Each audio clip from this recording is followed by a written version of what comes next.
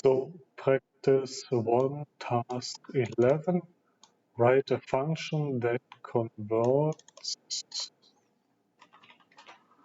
the string below. So we have DNA sequence 1, adenine, thymine, cytosine, guanine, right? Something like this. I think RNA uses uracil for one of these bases instead. But for all us, the details on the biology or chemistry here is not important because we already have a key and value system. So for A, we should write 2. For T, we write 1. Well, for C, we write 0. Right? I just change this or correct it. And then for G, we write 3. So for the string above, we should get 2013. Is that right? 2 for A. A little bit different here. Let's change T to 0, C to 1, and 3 to, G to 3. Good. So what we basically need is basis dictionary. And a dictionary, you can use the curly brackets for its definition. I would say A, change to 1. Let's try it out. Right, so we have key and value mapping in a dictionary. We put in a question and we get the translation. So that would be A. Oh, sorry. It should be 2. T should be 0. C should be 1. And G should be 3. So now we can ask the dictionary for T, for C, and for G. However, small values are not defined. Okay, right. And we need to do this for every letter in the string. So we can just loop over it. So we can say if encoder 1, take a string 1, and then for I in string 1, enter the iterator I into my dictionary. Well, and you will get the encoded value when we store it in encode I. Right. So let's see what this function is doing until here. So we print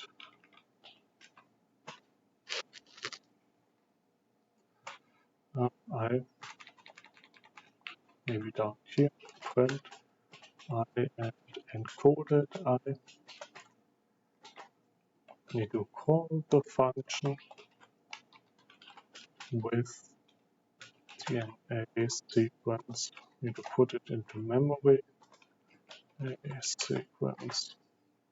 Encoder not defined because it's encoder 1. Okay, so we see for A we get 2, for T we get 0, and we get this for the entire string. Now what we want to do now is actually we want to form our own string with the encoded values. So we need to collect the translated letter in a new string. So make new string to be an empty list. And every time we get a result for an encoded letter I, right? So A, T, C, G, we say new string, please add at your end the encoded value. And when we are done with everything, we will return our new string as result of the function executed, or the function is now memory. We execute again, we still print everything, so everything is given as it is being evaluated, and we see, yes, we are getting all the numbers. So 2013, right?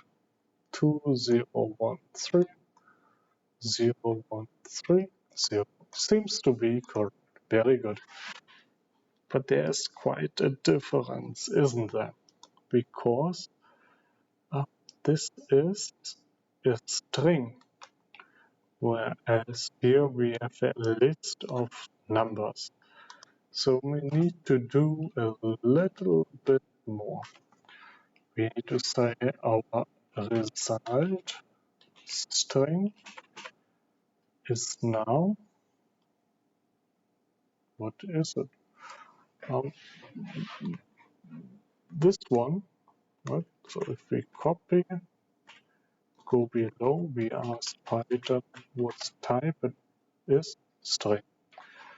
How do we convert a number into a string? We use the photo factory function string, one, now it's a string, before it was a number. Okay, so now for each element of the list, we must get a string. So we can say, well, either in another for loop, we say, hey, Python, take one, no, maybe J, take J for J in my new string list, which is actually just a list of numbers, and convert the numbers into strings. So now this string is our result, and yes, every number is now a string. But instead of having many characters in a list, we want one string of numbers. So we need to convert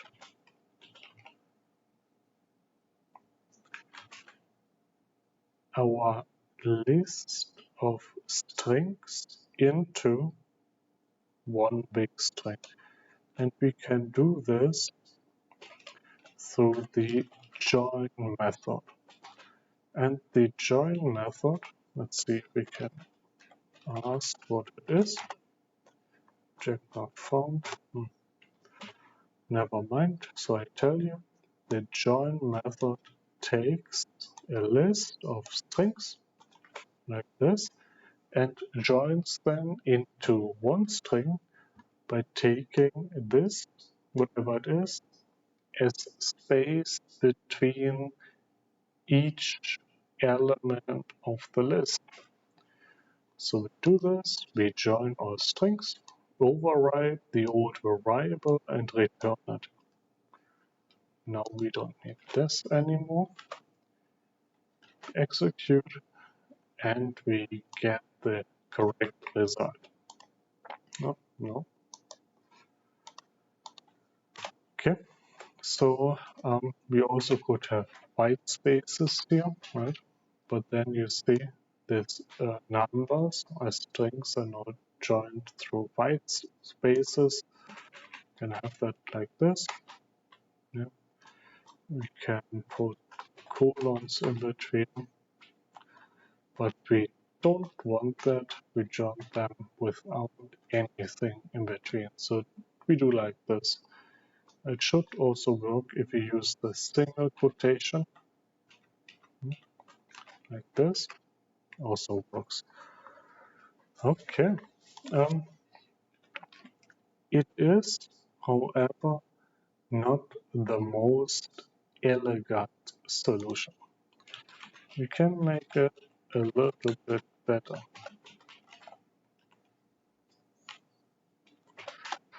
So we still need the encoder, um,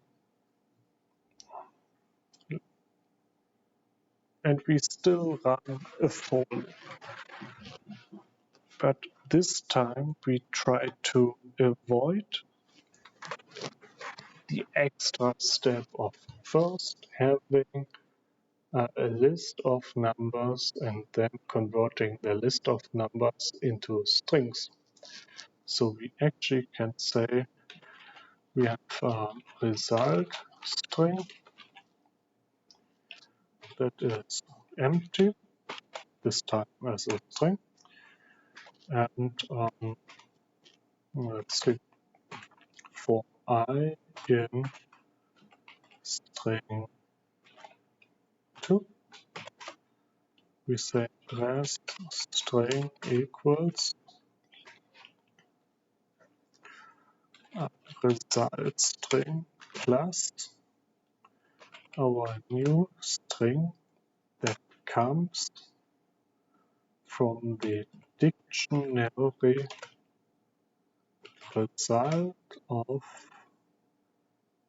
I.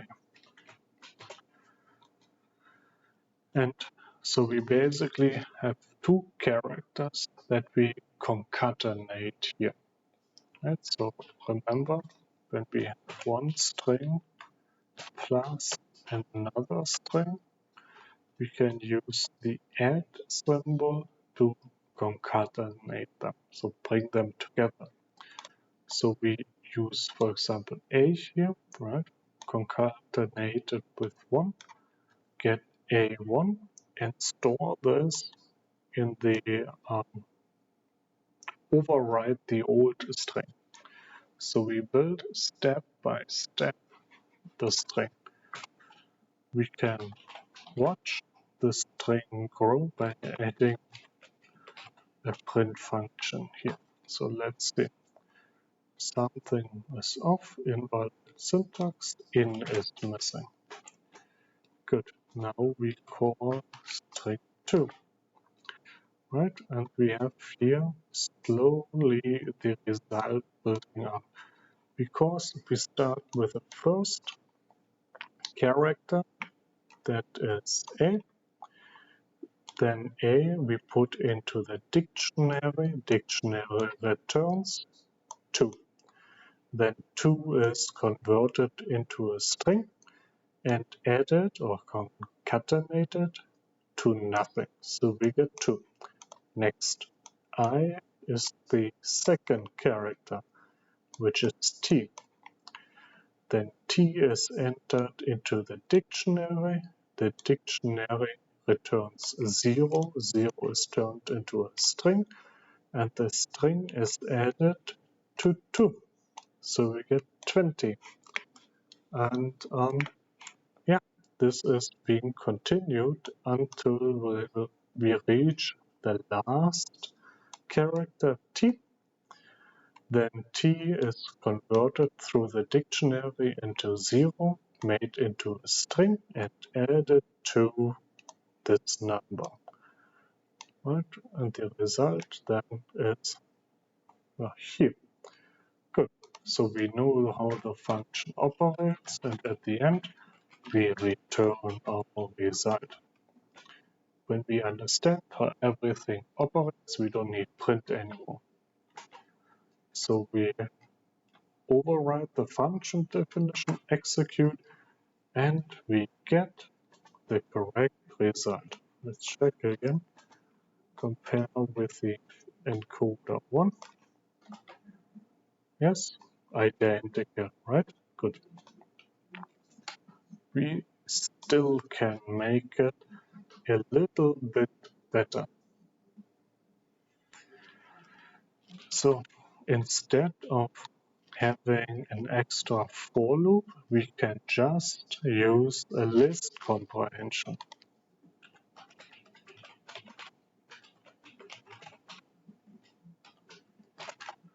So again, we start with an empty string, and then, right, so we ask the dictionary for the conversion, convert this into a string,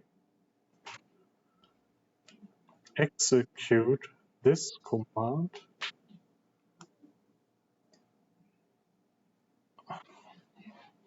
into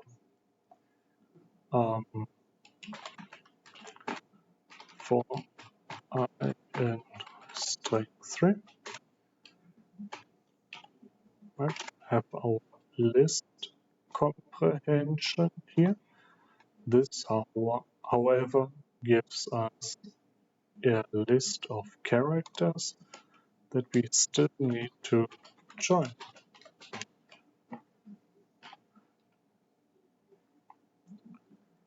Right. And then we actually can say this is our result.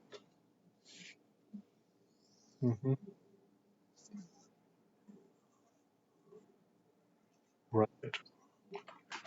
So we could return either the variable. We say, hey, this is so short, let's just return it like this. Let's see.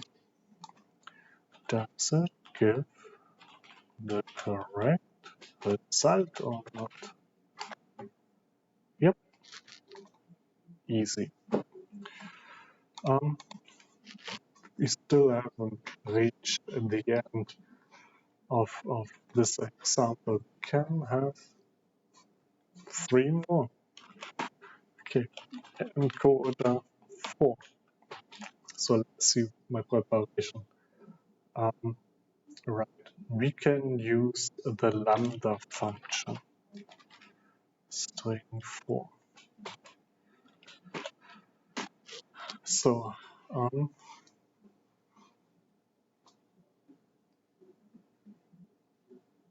right, so easy. So when you remember lambda, it's a function that is not being given in name.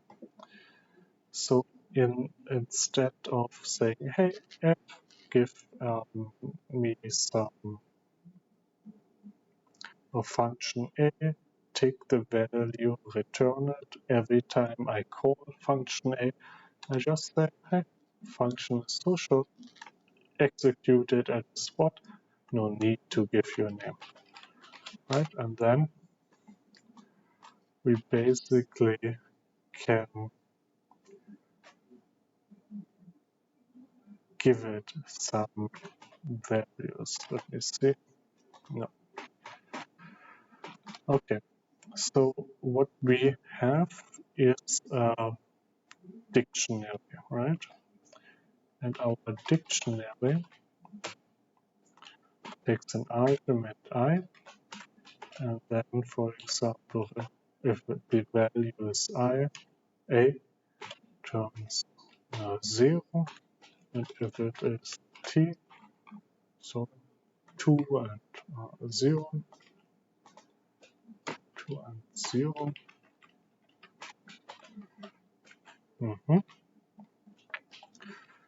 Okay, so now the returned value should be, let's complete this, C is 1 and G is 3. Good. So this we should be able to execute in a list comprehension. So here, right, I shall run in DNA sequence. But wait a moment. How and where do we actually call I? Let's see. So we are just providing in the list comprehension the lambda as how would you say, as hey, there's a function, I'm ready to be called, so call me if you like. But we don't do this. So let's see. We could, for example, say f equal lambda x times x, right? Never given a name, but we now we can say f2 is 4, f3 is 3. So we still need to somehow say, yes, we call lambda. So how do we call lambda? Maybe we provide some bracket around the lambda call. No, not really. So how and why does it work? So the list comprehension basically evaluates lambda over the variable I, where I is taken as an argument and then passed here, and the function call itself takes I.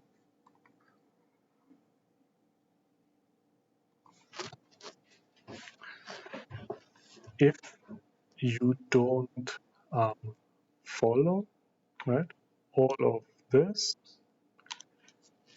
is basically our dictionary.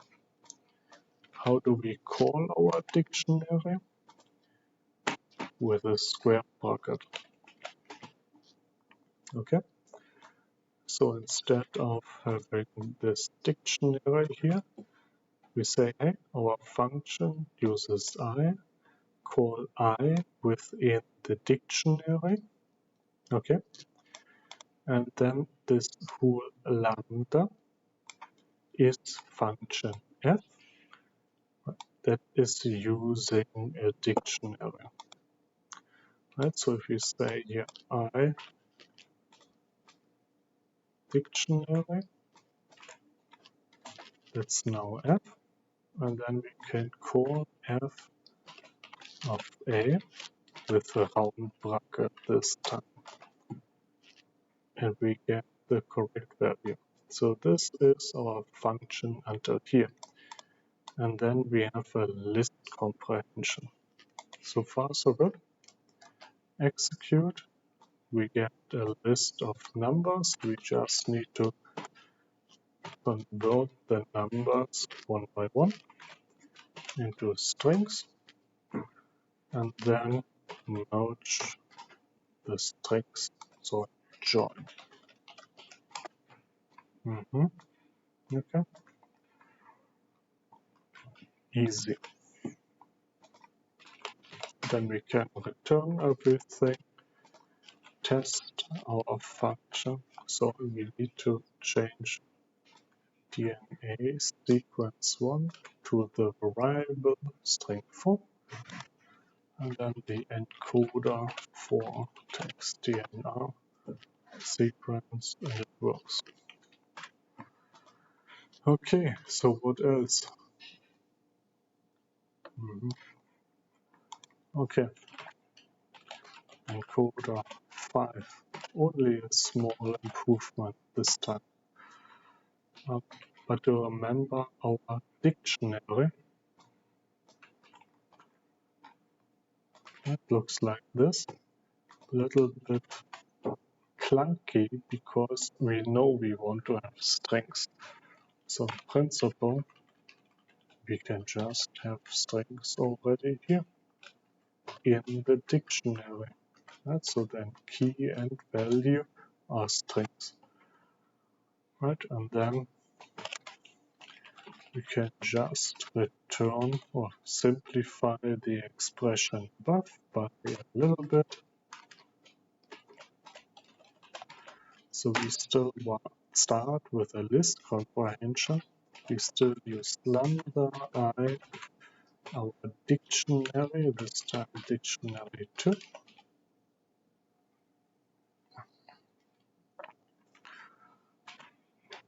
Call the value, execute the function for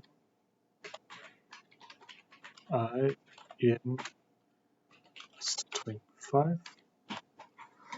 Now I need to check the brackets. Open, close, open. Yep. And that should be no.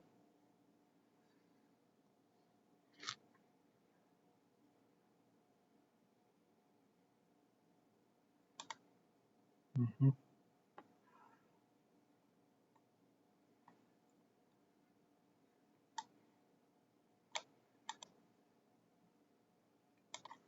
Yep.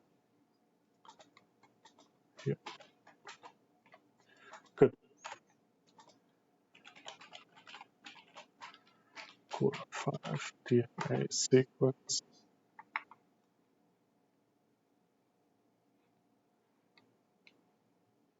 Mm-hmm.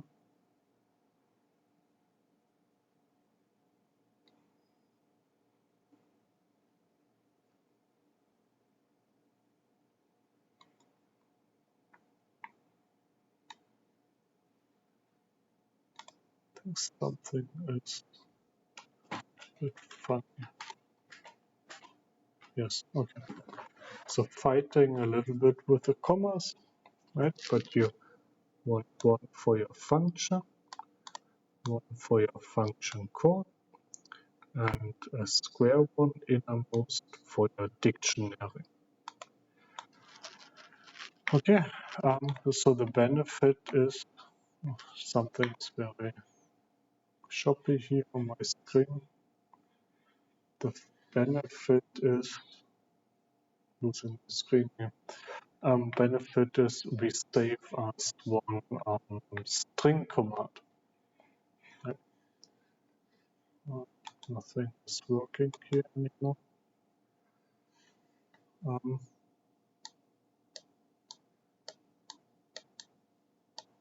What is the best one for last? And we are going to use the map function again. So map function is always fun to do because map function basically takes a function and an iterator and takes every element of the iterator and applies the function to it. Iterator actually is sequence, right? Okay, so here what we run over would be the DNA sequence. And our function, we already know it's lambda, right? So lambda n. Okay. So, but we are not explicitly running a for loop anymore. So here the function for should Python should know that the variable will be I. Now execute doesn't give you a result. How come? Well, we still need to basically force Python to execute. So we do libs, right? and we get a list of strings. So we just join everything bigger and everything into one function, 6, string 6, and return your result and convert your argument here, string 6. Just again, just to make sure there were no tiny errors. There we go. Okay, so 6 different possible solutions for a quite easy conversion. But for me, the most elegant one is solution 6. But the first one also works. Yeah, it's just not as much Python as you can throw into here. Okay,